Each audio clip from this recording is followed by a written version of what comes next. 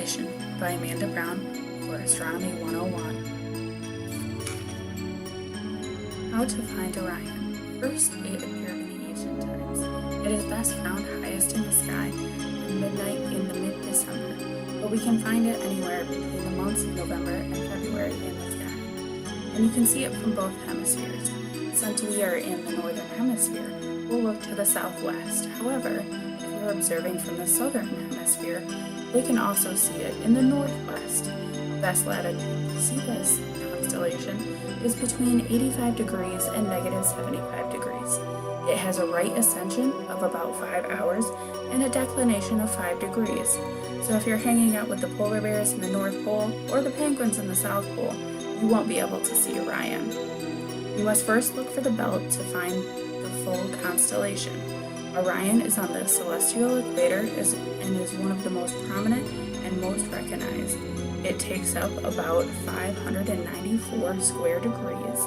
Some of its neighboring constellations are Taurus and Gemini, with many others along the sides.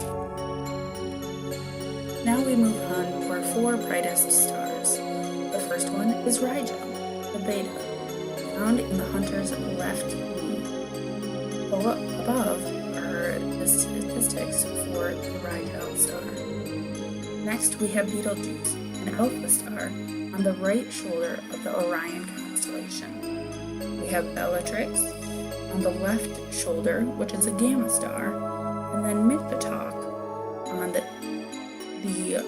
right end of the belt, which is also a delta star.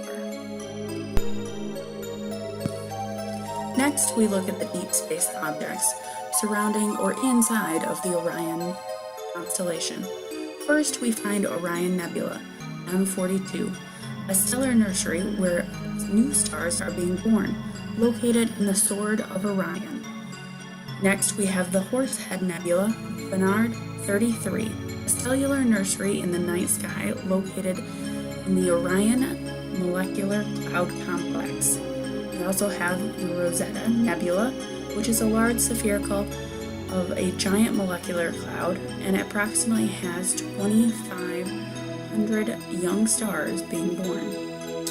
We also have the Anglefish Nebula, which is M78, which has the brightest diffuse reflection in the sky and is easily found to the right of the Orion constellation. We also have the Witch Heads Nebula, which is a reflection nebula, with Rigel, which glows primarily by the light reflected from that star. The Orion constellation has several stories of Orion the Hunter. However, the primary story appears with Orion in the winter sky, with his bow and his hunting dogs, Canis Major and Canis Minor, trailing right behind him.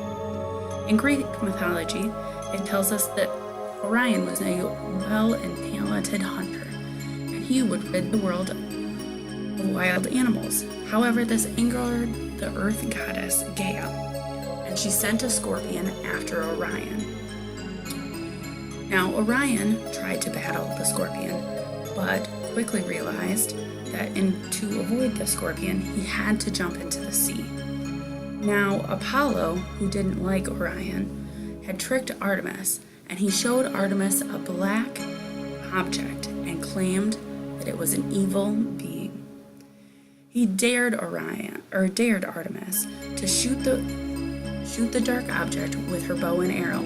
Now Artemis, being a marksman, hit the target and swam out to see her prize. It wasn't until she discovered that she had actually hit one of her best friends, Orion. Artemis begged the gods to bring him back to life. However, no one really liked him, so they chose not to. And so she put Orion's picture in the sky so that she could always see him. On this slide, we see the 3 questions required to answer after the presentation. Please feel free to listen to the presentation one more time if you need to in order to answer these questions.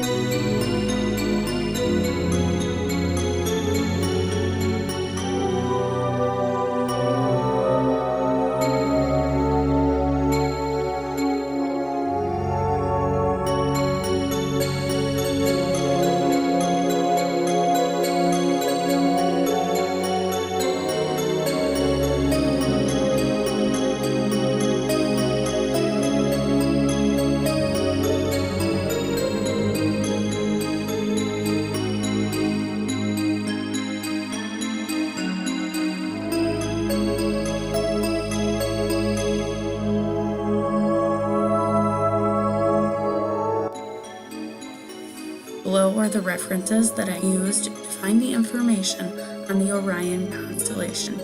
Thank you for viewing this presentation.